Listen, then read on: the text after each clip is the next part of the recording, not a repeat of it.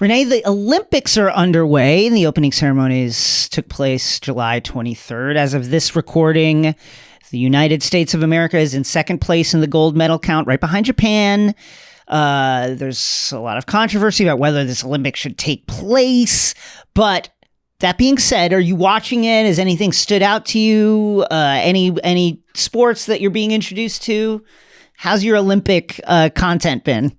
Well, my Olympic content has been all over the place. I have been in a very tough moral dilemma, Jason. I really have. We have things starting at 3 a.m., 4 a.m. I have to adult the next day. I'm supposed to be talking to you the next day, so I want to get sleep, but I also want to watch stuff live because then when I wake up, and I check Twitter and everybody's telling me everything that happened in the men's game versus France. And I'm like, and even though I rewatched it at 4 p.m. on Sunday, it just wasn't the same as I already knew what to expect.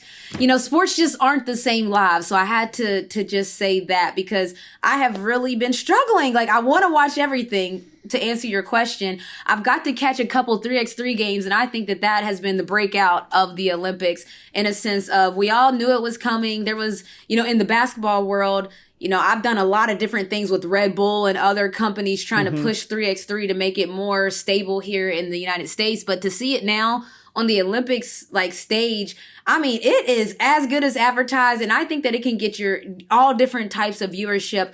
But what I'm really waiting on is bring me the track and field. Hashtag let Sha'Carri run. She should be out there. But track and field is my favorite part of the Olympics. So that's what I'm really waiting on, Jason. What about you? What you looking forward to? What you into? The 3x3 has been super fun. Like really, really, really fun. As a basketball fan, it is. Yeah. It is. There's always something happening. You can kind of zone in on any player on defense or on offense at any point during any play and learn something about the game. And there's no plays off. First of all, these players are, on a 5-on-5 game in the W or the NBA, sometimes, you'll see someone who's tired. They'll jog up the court. They'll go to the corner. They'll go stand in the corner. They'll do something to take a possession off. There are no possessions off in the 3x3. It is cutting and moving off a made basket. You're trying to get the ball back. You're trying to get the ball to your inside person. You're trying to space. There's so much happening all the time, and it's been super, super fun to watch. Skateboarding has been really fun, and ping pong. I think that I agree with you. It's hard to follow sometimes. I personally think this is going to be a hot take. Hot take from me. I think there are too many sports. I think if your sport... Oh, goodness. I think if your sport has an international competition that is bigger than the Olympics, then you shouldn't be in the Olympics. Like for soccer, football for the rest of the world, I don't think soccer should be an Olympic sport because I think the World Cup is way bigger than the Olympics. That's the pinnacle competition, right? So baseball, I don't know if they should be there. But track and field, weightlifting, the Philippines just won their first ever Olympic gold medal behind Alen Diaz. Congrats to her. Congrats to the country. First ever in close to 100 years. But stuff like that, track and field, weightlifting, Greco-Roman wrestling, all that kind of stuff, 100% should be in there. I think that there's a lot of other sports that maybe shouldn't make it. But I've been really enjoying 3x3 and really enjoying the skateboarding. Super fun. And ping pong. Excuse me, table tennis. I call it ping pong. I'm sorry if that's disrespectful to the table tennis athletes, but I enjoy watching that as well. No disrespect here. You mentioned Sha'Carri. We should say, so of course, Sha'Carri Richardson was not allowed to participate in the Olympics due to a positive test for marijuana, a substance that everyone agrees is not a performance enhancer, but is technically against the rules and is a banned substance by the IOC. There is one of the controversies currently revolving around the U.S. and the Olympics in general is the inclusion of Alen Hadzic, who is a fencer. Mr. Hadzic has numerous accusations of sexual impropriety lodged against him by 3 individuals. Those 3 individuals are supported by numerous witness statements and He was initially suspended from fencing activities. That was overturned on June 29th. SafeSport, which is the nonprofit independent agency that was created in 2017, in part as a reaction to the Larry Nassar abuse incidents, has allowed Mr. Hadzic to be part of the Olympics. He can't stay at the Olympic Village. They've created this entire structure around keeping other athletes safe. He has to have somebody with him when he's around other athletes. And it is notable to me how far SportSafe and the U.S. Olympic Committee has allowed, is going to bend the rules or amend the rules in order to allow this person to play, versus the situation with Sha'Carri where it's like, well, those are the rules and the rules are the rules and the rules are the rules and that's it. What do you think of this? And how many times can we see? How many times can we see two sets of rules for people in sports in various forms of life before we change this? This is a hot mess. Hashtag let Sha'Carri run. It's just please. Silly to me because it just blows my mind that there's certain rules that whenever it's brought up, and for instance, marijuana, it's like, no, that's been set in stone since 1998 and we can't change it. Of course not. We're not going to change the rules for anybody. That's silly. All the athletes have to play by the same rules. These are tweets that I kept seeing about when it came to Sha'Carri. Oh no, athletes don't get to get preferential treatment. No, we're not going to create a whole different set of rules. Yes, you did. Look what they did for Alen. I mean, that's literally a whole different set of rules. I 100% agree with you. He's not staying in the Olympic Village. He's got to have somebody around him. They've created this entire structure around him so that this person, who again, he's not even a starter. He's there to replace somebody if somebody gets injured. He's coming off the bench. Sha'Carri is a star. At what point does SafeSport and whoever else, like, why didn't they give Sha'Carri that same type of energy? Why didn't they keep that same energy when it came to Sha'Carri Richardson that they kept for Alen? Like, if he's going to be able to stay 30 minutes away from Olympic Village, take his own flight, get all these other preferential treatments, and look, they are preferential treatments because he has to have a babysitter with him at all times. You just created a job for somebody. Why didn't we get a babysitter for Sha'Carri then? Hey, Sha'Carri, you can't do marijuana while you're at the Olympics. Right. So we're going to have a babysitter with you that makes sure that you don't do it in case you have a relapse. Why didn't they give her that same energy is all I'm saying, because a lot of people had very strong opinions about, well, Sha'Carri knew the rules and she broke them. Well, does Alen know the law? Because if these allegations are true and he has broken the actual law in the United States, well, what makes it so different? And that's what I mean by people have so many opinions when it comes to one thing. But when we look at the system and how the system is breaking things down, well, why did Alen get to perform and Sha'Carri didn't? That's the question that everybody has to answer. Then both of them apparently broke some type of rules that needed some preferential treatment, but one got it and one didn't. Yeah, it is really, really startling, the levels that we are willing to go to, apparently, to allow this guy to compete. He was suspended from Columbia, where he also competed as a fencer in 2013-14 because of an investigation into similar allegations. This has been going on again for a while. It's honestly startling. And I think regarding SafeSport, obviously something needed to be done when the hideous Nassar crimes came to light. It is still a black eye on the U.S. Olympic Committee that went on for such a long amount of time, that people knew about it and it was not brought to light for as long as it was going on.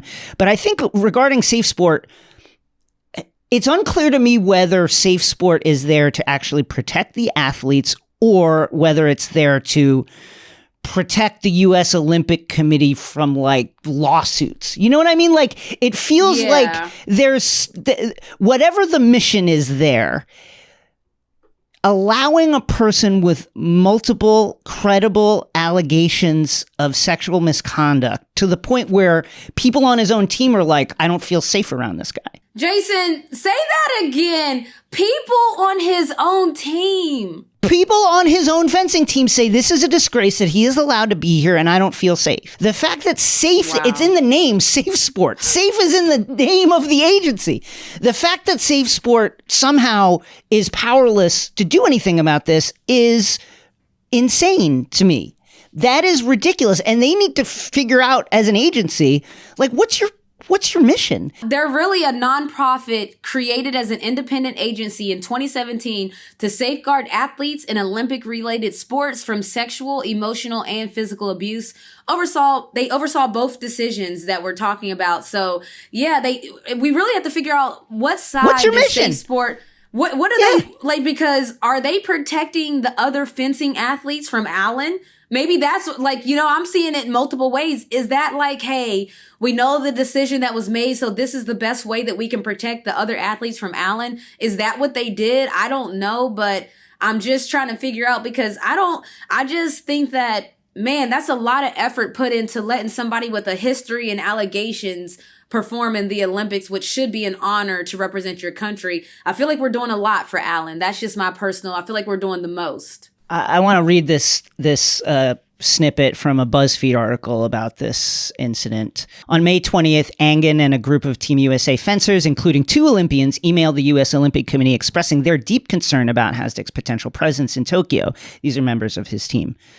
Again, continuing in the article, a few days later, an email reviewed by BuzzFeed News, the Olympic Committee replied that they had shared the matter with SafeSport, provided a list of mental health services, including a subscription to the meditation app Headspace and another, quote, app that provides athletes with a suite of online tools and courses that help athletes identify, understand, and address their mental health. That was their only response. Angan said it was unbelievable. They gave them a subscription to Headspace. And look, I haven't been on Headspace and nothing against Headspace, but somebody that has real accusations and needs to be maybe possibly rehabilitated, I don't know if Headspace is enough. Headspace can be a good complementary maybe. Like maybe on the side, they tell them, every day we need you checking into Headspace, making sure your head is in the right space. Great use of the word for Headspace, but I just don't know if Headspace for someone that has had at least 2 of the 3 women were fencers who knew Hadzic during their careers at Columbia University, like history in college, and now this is post-college and they see it's on a bigger scale. I don't know if Headspace would make me feel safe. No, this is going back 8 years. Some of these allegations. It's really nuts. And again, not a crucial member of the team, a bench guy.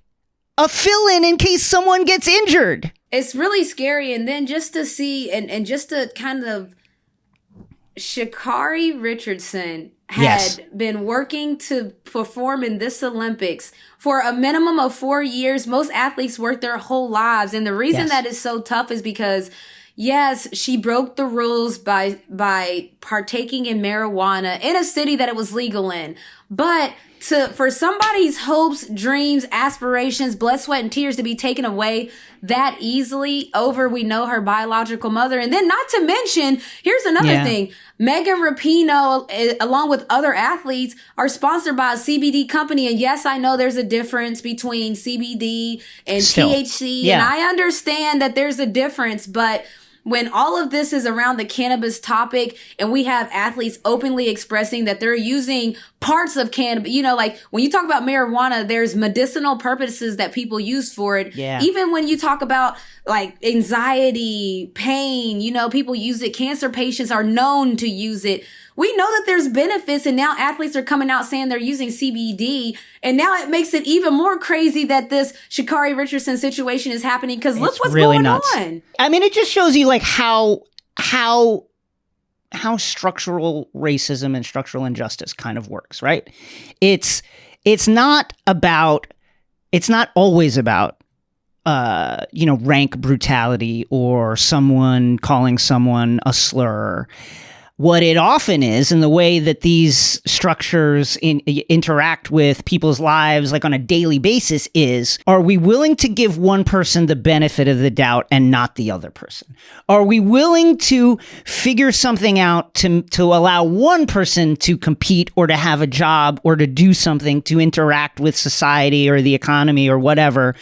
And are we not willing to allow that for another person? And that's basically what we have here, right? With Sha'Carri, that's the letter of the law. Sorry, we looked into it. We'd love to change the rules. Maybe we'll look into that later. We agree that marijuana is legal in half the country, but like we can't change the rules right now. We can't do that.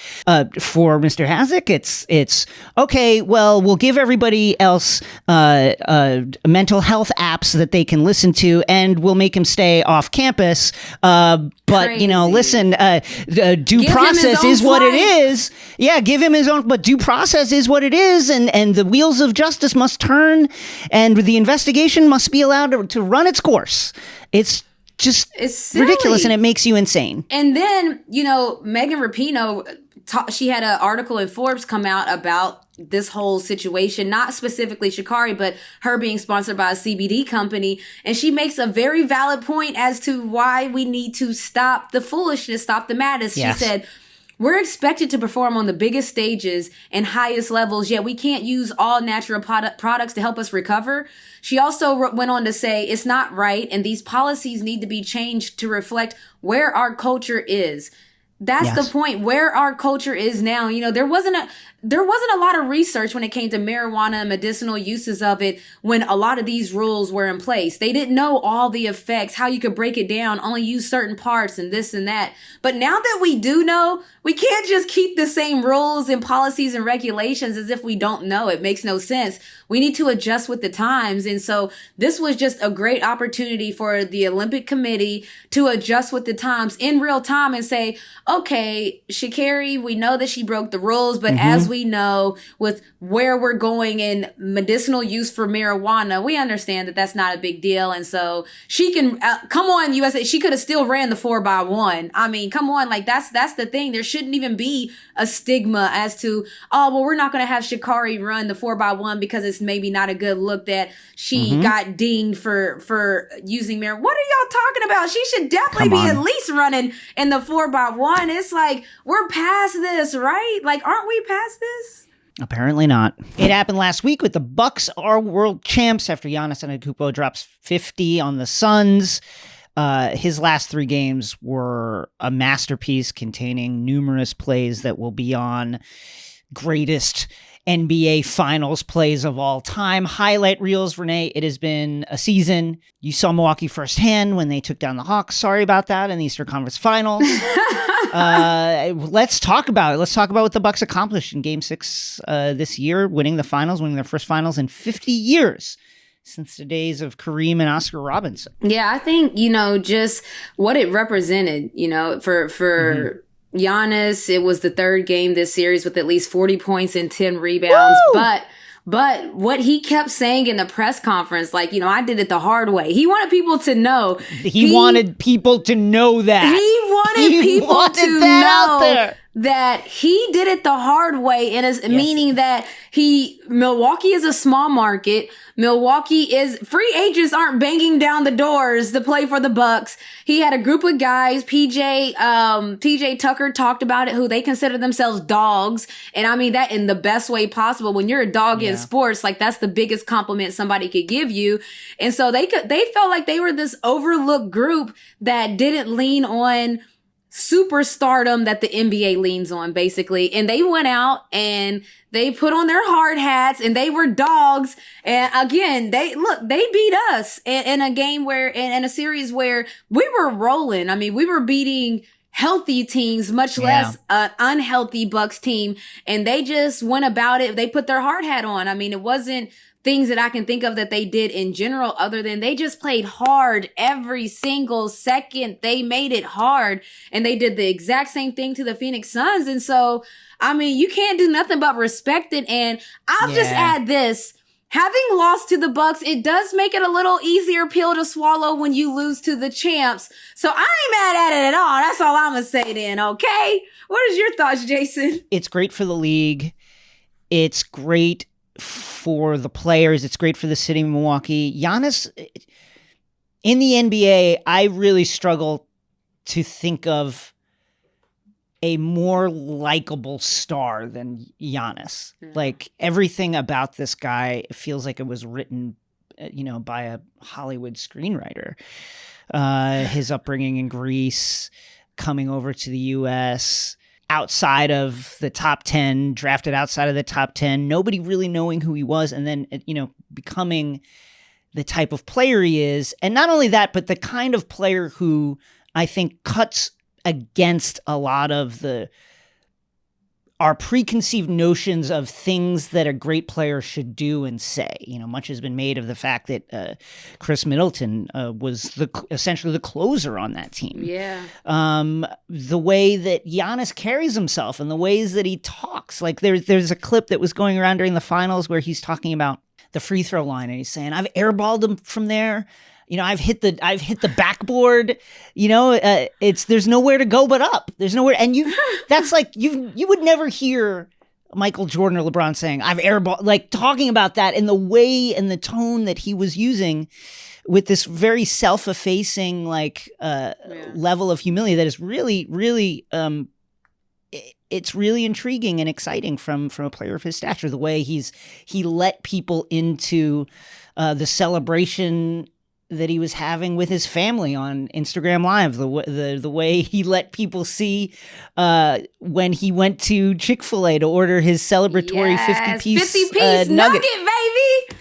50-piece nuggets. The way he asked the Chick-fil-A employee's consent if he could put her on camera to be in front of 150,000 people. He's just like a fun person to root for, and it's great to see a market like Milwaukee succeed in a time when, to Giannis's point, big name free agents are often leaving the place that drafted them or leaving the team they left after the team that drafted them to go to some other location, usually in a big coastal market, in order to join up with free agents that are also superstars so that they can win a championship. Is that the easy way? I think it's the easier way. I think both ways are still extremely hard, as we saw from what happened to the Brooklyn Nets this season. But it's just like a wonderful thing for the league, and it was a wonderful thing to watch, And I guess the one thing that annoyed me, and you tell me how you feel about this, is people saying, "Oh, they got lucky. The Suns and the Bucks got lucky." That if the Lakers are healthy, if the Clippers are healthy, the Suns don't come out of the East. If the Hawks are healthy, the Sixers had their act together. The Bucks didn't have to face them. Like they had the easiest path to the finals. That annoys me because there is so much luck every year for every champion. But what do you think about the conversation around luck? So, Jason, literally, so that people can get an idea of it, I had a very amazing coach. Her name was Cheryl Reeve. She's the head coach still for the Minnesota Lynx. And she talks about that. It always takes a little luck to win a championship. Athletes know that. You want to know what the athletes part of luck that we talk about all the time is? It's staying healthy. Like that, you have to be lucky to stay healthy. There's no ifs, ands, or buts. Sometimes you might hit a lucky shot. We saw Kawhi Leonard's shot bounce on the rim and stay up there and hang up there. And he'll say it's skill because yes, we practice those shots a lot, but the way that it fell, we call it a little bit of luck. But for people to discredit a championship, yes, that's annoying. People try to discredit the bubble championship. That might be that if we put an asterisk behind it, it might need to be because that was the hardest season ever, not an asterisk because, oh, this shouldn't count for the bubble. And then now to this one, you can't put an asterisk or discredit a championship just because certain teams had players that weren't healthy. Like that literally happens every single year. Yes, maybe not to the magnitude of this year in a shortened season, in a condensed season. Maybe not this year. We've had maybe more injuries, but every year a key player gets hurt. Come on now. And then to discredit somebody's journey I'm telling you right now, the Milwaukee Bucks don't feel like this was an easier season because people got hurt. They got hurt. Giannis's knee bent the wrong way. Absolutely. He got hurt. So Dante DiVincenzo, who has been an important part of their team all season, injured, did not play. You're absolutely right. Trae Young stepped on the ref's foot, and which changed the dynamics of our whole season. But while I can still yell and joke, like, oh, that's shoe if he didn't step on that ref's foot. But of course, that's just, you got to toss it up to the game, chalk it to the game. So yeah, I feel you. There's no way that we can ever, if somebody plays 80 games in a season or 70 games in a season, there's nothing. They played a full season of tough night in and night out work. So yeah, no discrediting any of it. No one up here has been drinking. First and foremost, how much champagne have each of you consumed? I feel like it's important before we get into this interview.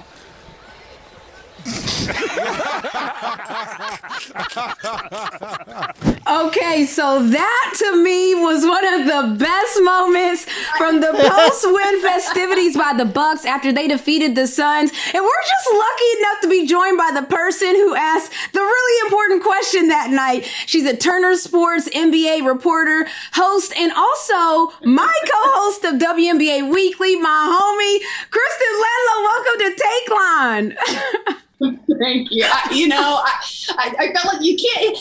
There comes a point in the night where, like, the hard-hitting journalism and talking about momentum shifts in the third quarter have to be set aside. It's like, I'm watching what you're doing. Should we acknowledge that before we dive into this? Listen, yes, you should always acknowledge it. And look, we talked about it. You were in the building for the Bucks to the clincher and game, and Giannis scored that 50-piece nugget. It was seen all around the world. What was that performance like to see in person from him, and just the emotional celebration afterwards? I mean, you were there. Yeah, no, it was stunning. To witness not just what he did, because that was quite obviously stunning, but I think the number of Bucks fans that were either in the building or in the surrounding, like, several square feet totaled what would have been good for the 5th largest city in Wisconsin. Like, as I hear that, I'm like, wait, so just everybody that lives anywhere nearby is here right now. And what was funny is, so we have, a car that comes and picks us up from the hotel, takes us over to the arena. And I was riding along with Isaiah Thomas, our Hall of Famer, Isaiah Thomas. He doesn't like when I call him old Isaiah Thomas and young Isaiah Thomas. Shouts to Isaiah Thomas. Hall of Famer Isaiah Thomas. And he said, as we're pulling into the arena, he goes, "Oh man," he said, "I would be so looking forward to spoiling this party." I mean, there were just thousands and like as far as the eye could see. So he was betting that the Suns were going to win solely because of the scene that it was as we were pulling into the arena. But to witness, I mean, again, one of the most stunning performances that we've seen in NBA Finals history was one thing, but to watch the 90 or so thousand fans celebrate a first championship in 50 seasons was stunning. I've said far too many times, but I really can't think of another word. You are so immersed in, people who are around and covering this game and have been doing so for years, whether it's your work with TNT, NBA TV, Inside Stuff, etc. It feels like to me from the outside looking in, that there's a different energy from those circles about the Bucks win. There's a real kind of joy and happiness that it happened this way for this team, for Giannis. Would you say that's accurate? Is there a different energy from people who follow the sport very closely? In comparison to, say, if the Lakers won again or if the Nets had won, it feels different. Yeah.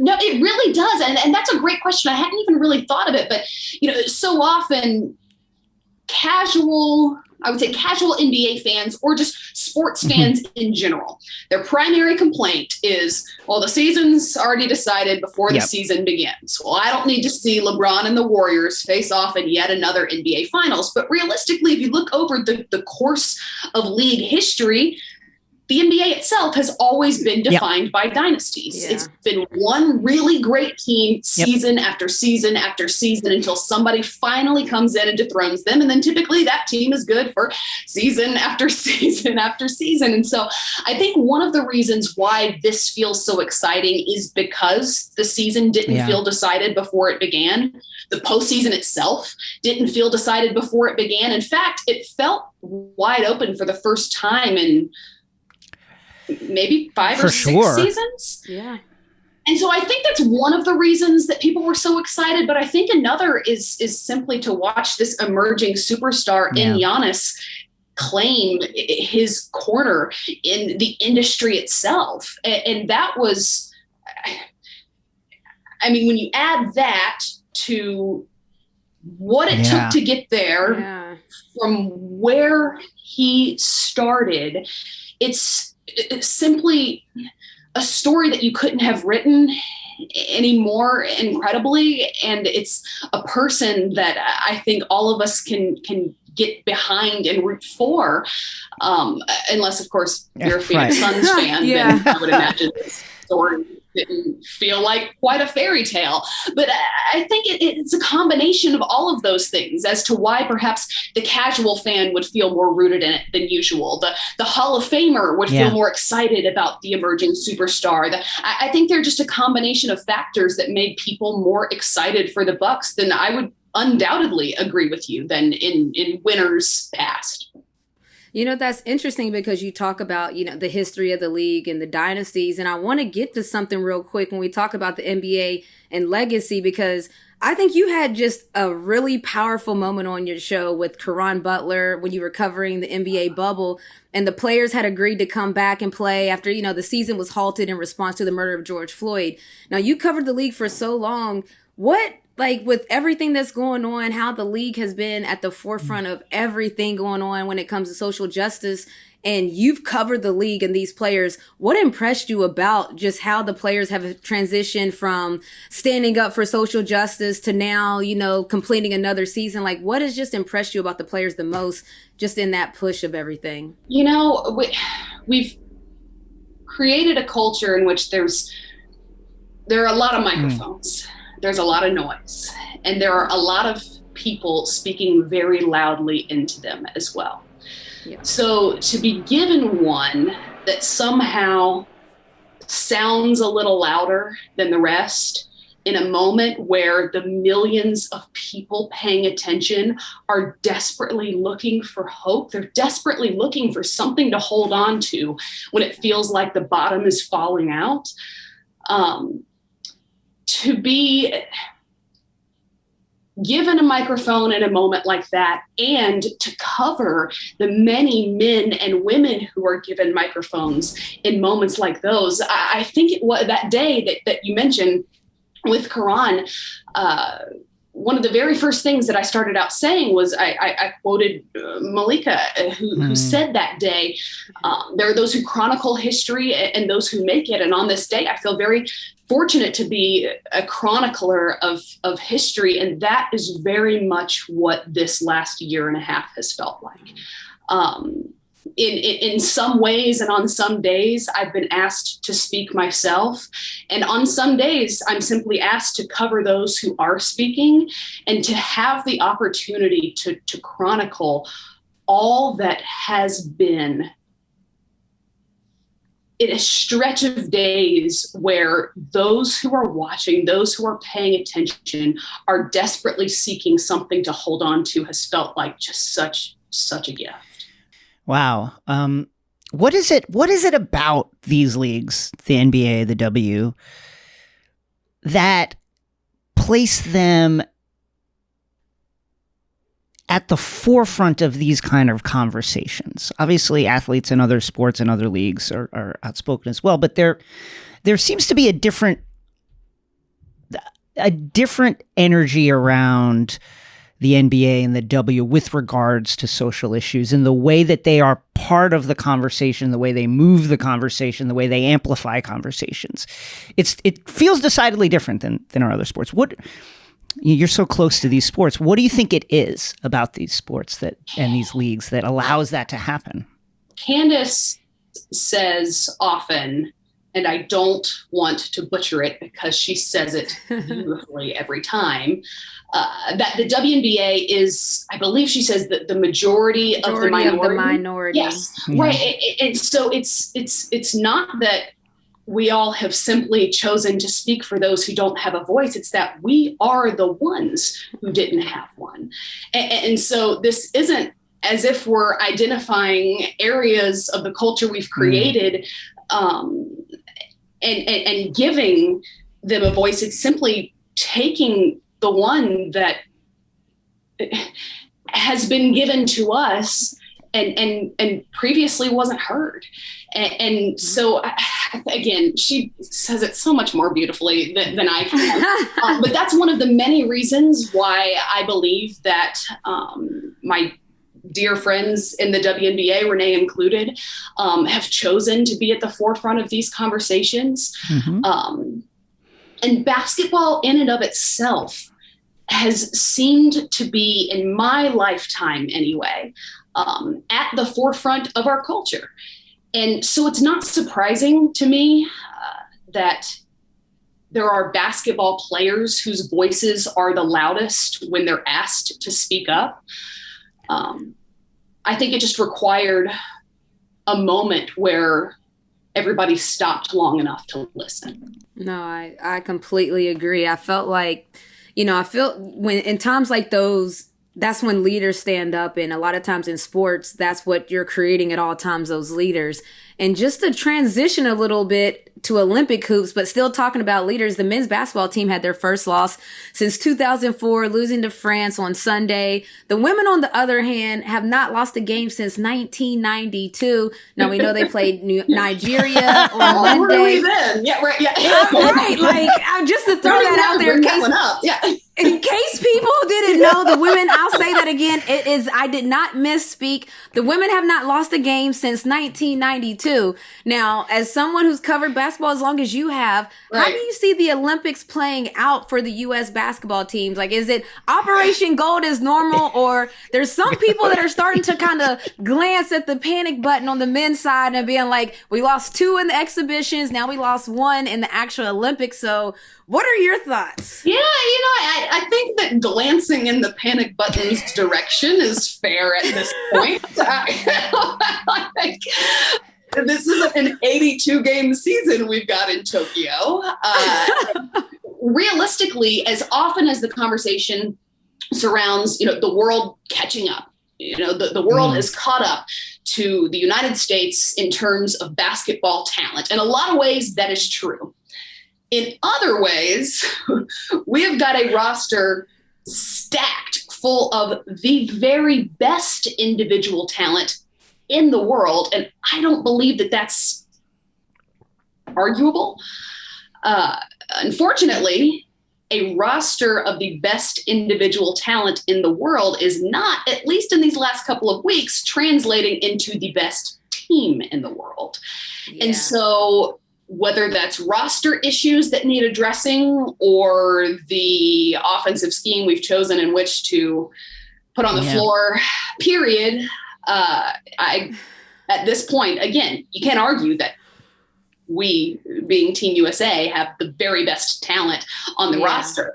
But that doesn't always mean that you're going to walk away with a gold medal hanging around your neck. On the other hand, because the women's team hasn't lost since I was like 3.5. So, our women's 3-on-3 team also unbeaten right now. Shouts to the women's 3x3 squad too. Kelsey Plum, Jackie Young, Stephanie Dolson, Alicia Gray. They're crushing people. The most fun addition to the Olympics this summer. I agree. It is so watchable. It is such good television. Yeah, there's never a playoff. Everybody's cutting and moving. It's really fun to watch. If you're trying to sell somebody on the game of basketball, it's like, oh, just watch this for a little while. Like, if that doesn't keep your attention, I don't know what's going to. So again, because that was the last time the women lost, I don't feel like I'm in a fair position as a 3.5-year-old to analyze the state of that. So I would imagine at least one team is coming back with a gold medal. Bada boom, bada bang. Around that anxiety around Team USA, it's so interesting because obviously, again, the men's Team USA, the women are doing great. It weirdly feels like the kind of casual sporting public only really checks in on Team USA when we lose, right? Yeah, no, Does that absolutely. seem?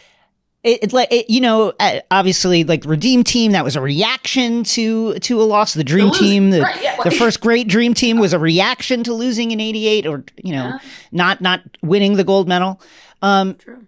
If we lose this year, if we don't medal, what's sure to come is like a reaction, right? And is it strange to you that, like, I guess is it strange that we just kind of like don't care unless Team USA fails? I don't know if it's that we don't care unless they lose.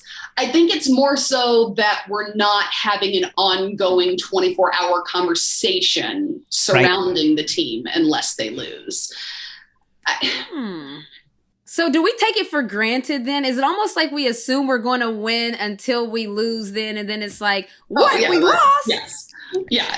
Yeah, for sure. There's a natural, it's some kind of, it's a natural human instinct when you know that you're very good at something to go, okay, well, how much can I scale it down? If we were presenting some sort of comparable roster to literally any other that were there in Tokyo, then maybe the conversation's fair. Then, maybe it is the rest of the world has caught up, and well, look, but the roster is not comparable across the board. And we're losing. You mentioned that, Greg Popovich, coach of Team USA, was recently quoted talking about Patty Mills and the way he performs when he's playing for his national team. The rosters of the national teams for other countries are dotted with NBA players, many of them role players, Nando De Colo, for instance, for France. But Dame Lillard said recently, man, when these players go home, they're just different. What are they different? What is it about them? Is it just the inspiration of playing for their home country? Is it something else? Like, why do they perform so well? Yeah, I mean, if my loyalty lies in France and not in Boston, then perhaps I don't mean to. Well, that sounded like a very specific criticism of one very specific player. But oh no. I think there's a pride that comes with playing for your it's the same as when we want to make the Olympic team. Look, I was a part of the Olympic pool for Team USA, and there is a certain pride when you can represent your whole country as opposed to one of 12 teams in the WNBA. There's a difference. So I think that's a fair statement, but it's also very entertaining that the NBA players are like, yo, what's good? Like, all of a sudden now you want... Also fair, by the way. Well, we're going to criticize. We can do it both ways. But no, I think it's also worth not simply measuring up the talent on Team USA's roster in comparison to the talent on any other roster, but also the way in which those rosters are assembled. Sure. And realistically, rather than gathering just the very best and most dominant all-star individual players that we can, perhaps it's worth examining the way in which we build the roster. Because look at the teams that are beating Team USA, and no, on any given day, this is not a roster full of players that should beat this roster full of players, but perhaps they're more suited for playing together.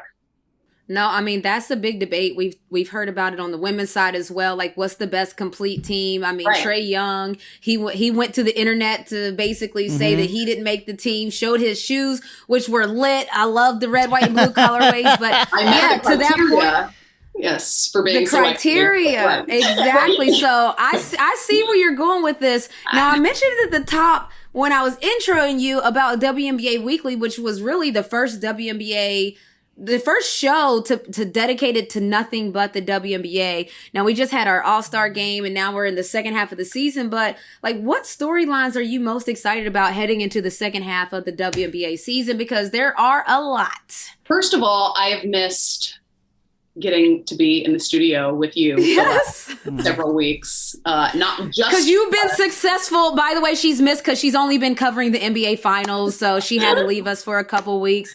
Shame on you, Kirsten. Yeah, but I will be back. Oh man, there was so much hype surrounding the WNBA All-Star Game and the way in which that it was going to be formatted this season. I was so psyched to get to watch like Team USA take on Team All-Star, because there was a lot of conversation surrounding it as well. Yes. Like, are these equally matched all-star teams? And turns out they are, which again goes back to a point that you've made several times on our show, which is put together a roster of WNBA talent, 3 of them, send us all over to the Olympics, and we'll come back with bronze, silver, and gold. And that's no disrespect worldwide, but that's just speaking as highly as is appropriate of WNBA talent. So quite obviously, I'm psyched about the postseason. I'm always excited. Okay, I was a Candace Parker fan long before. I want to point. I was waiting on it. No, I know. But like, I feel like I need to preface it for those who don't like. I was a Candace fan long before we met, long before we worked together, and long before she agreed to do a show with me.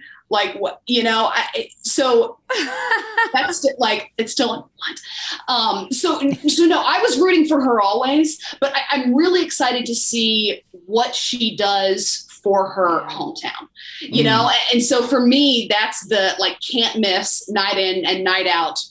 Who am I always going to be watching? Who am I always going to be rooting for? And look, for? you don't have to give a disclaimer for your fandom. I like this. We hear all the time reporters on the NBA side who they're fans of on the NBA side. So look, I'm here for you saying that you want to see what Candace can do for the city of Chicago. That's her homecoming. By the way, you and I, Renee, have talked a lot about off the air that I think needs to be said on the air, which is just the coverage of the W period has been very celebratory for just season after season. Whereas if we want to talk about covering the WNBA the way we cover the NBA, then we are talking about what you're wearing walking into the arena. We are going to trash talking. Without a doubt. We're going to talk about the 2 that we're going back and forth on Twitter. It doesn't have to be celebratory to get people to watch. It has to simply be part of our culture's conversation. And that's one of the things that I've really loved about what's happened in this last season and this last couple of seasons. Just the coverage itself is starting to shift in that direction. Love it. She is a host and reporter for Turner, Kristen Ledlow. Thanks so much for joining us.